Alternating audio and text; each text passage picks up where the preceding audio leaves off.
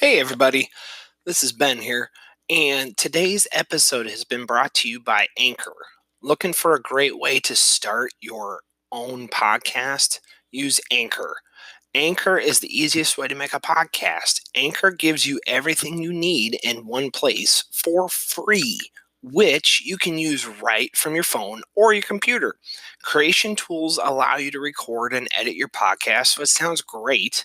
And they'll even distribute your podcast for you so it can be heard everywhere, like Spotify, Apple Podcasts, Google's podcasts, and so many more.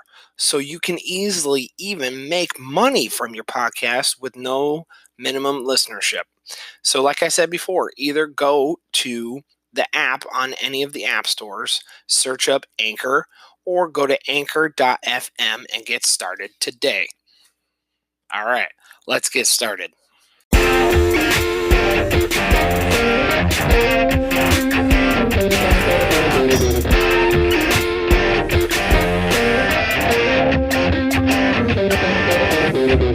Greetings, everybody. This is Ben Fight, and I am a third grade teacher here in Cedar Rapids, Iowa. Yes, the great state of Iowa, the corn state, not the potato state. That's Idaho. I'm coming to you live trying something brand new. I've never done it before. I am doing a podcast to kind of accompany my blog that I do called Tech in a Sec for Classrooms. And ultimately, what I'm trying to do here with this podcast is kind of an audio version of what I've been doing for 8+ years now on my blog, which is trying to give some tech tips, some ideas, just kind of spur some conversation about different ways to use technology in the classroom, because I'm a third grade teacher. I've been a fourth grade teacher before also, and I want to try and help spur on the discussion about how to get students future ready here for the 21st century. So what I'm going to do coming up here in upcoming episodes is, like I said before, is I am going to try and just throw out some new ideas that I've been researching, finding, things I've been watching, say, regarding to Apple products, Microsoft products, Google products in the classroom, or just websites, or possibly some new ideas that I've seen that I thought were kind of cool, and curious if anybody else has tried in the classroom too. So, to get things started off here today, my very first topic that I'm going to talk about, hopefully while you're riding in the car or sitting there grading some papers, maybe, I don't know, is I'm going to talk to you about Apple's Let's Take a Field Trip presentation they made back in March 27, 2018, from Lane Tech College Prep High School in Chicago, Illinois. Now, a lot of you might know Apple, way back when, had a pretty big presence in the classroom. They've kind of taken a hit ever since good old Steve Jobs died, with some of their products. Some people might say, and I'm saying this personally as a person who has an Apple Watch on, who has an iPhone, and even has an iPad, and I'm doing this podcast on a Mac itself. So I'm not trying to come across as a Mac hater here, okay? But let's be honest. They've kind of been slacking a little bit in the education department. They used to, I mean, growing up, I remember some schools I went to that had some Macs in their computer labs, and they were the coolest things. Nowadays, you got companies like Google and Microsoft who are coming up with some pretty cool ideas, like the Surface Pro, and with Google's end, they're looking at adding Android apps onto Chromebooks, which will help open up some more possibilities. But let's get back to Apple. Apple's kind of trying to place a little catch up here. So what they announced at that March 27th event was they updated their lowest iPad line, jackpot, which it now supports Apple Pencil support, which, for those of you who don't know, Apple Pencil, which is Apple's version of a stylus, but they're not going to call it a stylus because they don't want to offend the late and great Steve Jobs. And if you don't know what I mean, you can look that up later.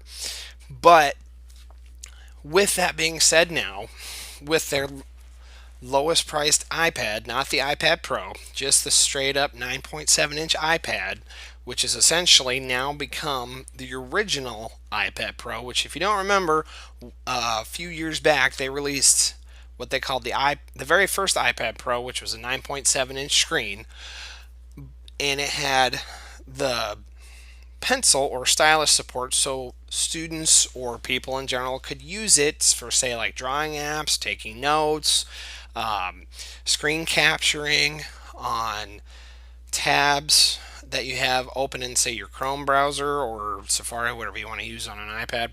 So what they did now with that, before they had their lowest, or shall we say, cheap iPad that didn't allow any of that. So basically, what they did was they opened this up so people in the classroom could now possibly use it, or again, not even in the classroom, but they could use the pencil support with that cheaper iPad, so to make it a little more accessible. Now, one complaint I have though is they did not add the smart connector support. So if you don't know what I'm talking about, on the iPad Pros, they had the smart connector at the very bottom, which is essentially a chance to connect another keyboard accessory to it. So that way, if, say, like a student would like to type on there, they wouldn't have to type directly on the screen and cause massive hand problems. So what they essentially did was they didn't add that. So what if you have a student that would like to type on it and you like a keyboard accessory, you're still going to have to go with that Bluetooth accessory, which can be kind of pricey. So that's one thing that I kind of wish that Apple would have included in their iPad update. But to each his own. The next thing that came up, which I thought was kind of interesting, which I'm kind of curious to see how this goes, is an app for teachers to use in connection with Apple Classroom, which was their previous almost kind of Google Classroom competitor app, I would say, is called Schoolwork. Now, in my opinion, I also think this kind of takes another play on Google's Classroom assignment organizational tools. If you've never used Google Classroom, it's not really an LMS. If you've used any LMSs before, because it's more so like a managerial website that you would use with Google products like Google Docs, all the other Google for the classroom resources. But Apple's take is they've kind of broken down Google Classroom in a sense and broken it up into two separate apps. You got Schoolwork, and then you have the Apple Classroom app. Now, the Apple Classroom app is kind of a way for students to, or teachers, I should say, assign assignments to their students. Whereas with the Schoolwork app, what I'm looking at right now, this to me kind of looks as a way of saying, hey, this is where you get to do your work. So it kind of gives a chance for students to look and see what they need to get accomplished and kind of how to do it. So if you can kind of see where I'm going here, you got two separate apps for two separate managerial problems. So I could see, coming from a teacher standpoint, I could see, hey, that's kind of cool how that would, help make it a little bit more focused. But also coming from a place where I work for a Google for Education district, I kind of like the Google Classrooms take on that and how it just combines everything all together. So being a teacher, you don't have to try and hunt down different features. So that's one thing. I'm just curious how that's going to work. And then the next thing, which I think is kind of cool that they announced, is a single sign-on. Now, for those of you who have iPads, you know that, hey, you can only have one user on there at a time, which is kind of annoying, especially if I want to, say, share my iPad with, say, my wife or somebody else. They would still be on my account. What Apple did here is they're allowing the ability for multiple students, say if you have a classroom of 30 students, to all use the same iPad but yet keep their information separate. Now, they've had this before, which I thought was interesting. I just feel like Apple didn't really necessarily announce it all that well or implement it all that well, so they're kind of rebranding it again and bringing it back. So I'd be curious to hear from any of my followers if you've used this, because I have not had a chance to use this yet, see how well this works. And then after that, also playing a little catch up with Google Docs, among other things, they are now giving the chance for people who use iWorks, the iWorks suite, such as Pages, Numbers, Keynote, for those couple people that might use it. If you do, more power to you. But this feature, what they're allowing is they're allowing students or anybody to actually collaborate on projects. Meaning, if I'm here in Cedar Rapids, Iowa, somebody over in New York, another teacher, we could say work on a project together, a la Google Docs, or say multiple students could work on the same document in the same classroom at the same time without having to be on the same computer. So again, another Google feature that they kind of added to the Apple's side of things, but we'll see what happens.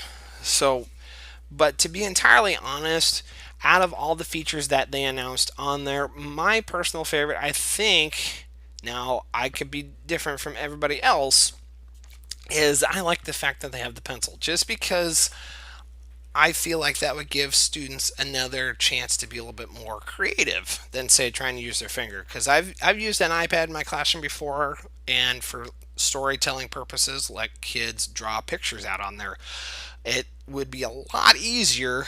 I've had them use styluses before with my iPads, and they have a much easier time with that than, say, trying to use their finger, because you can get a little more detailed. So the other thing too that I thought was kind of cool with that pencil feature that I talked about earlier in this podcast is you can screen capture different items off of the Safari web page you might have. Now again, like I said, it works a lot smoother with Safari because, again, Apple product right there. So I just feel like that's kind of a nifty little feature for students to use, something a little quick and easy. Again, granted, I wish that they would have added the smart connector support, but whatever. And then after that, my second favorite addition that they gave this year was the fact that you could have the single sign-on. Now, personally, I feel like I wish that they could add that to an iPad for anybody, since any other tablet out there, like Android tablets, allow for multiple users. But it's still a good feature to have in a classroom, especially if you're on a budget. Okay, because if you don't have the budget for a whole class set of iPads, you could have one iPad and circulate it around. That's something that I would like to try also personally in the future. So all in all, I would give this products launch that they did right here, I give it roughly out of 10, a score of 10, I give it about like a 7. I thought a lot of this that Apple did was they brought a lot of good features. I just feel like they're playing a little catch up.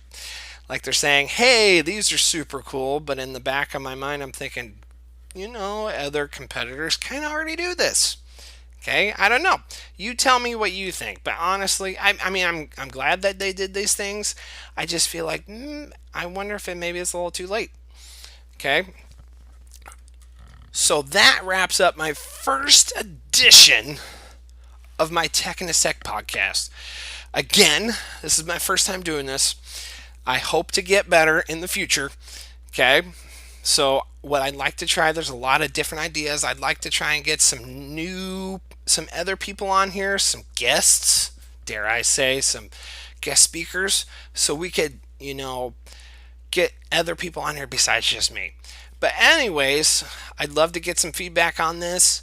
This is kind of a passion of mine, is to help future teachers and fellow teachers continue to grow in the area of incorporating technology in the classroom. So, with that being said, I will catch you next time. And again, thanks for listening to my very first podcast for Tech in a Sec in the classrooms. See you later. Peace out.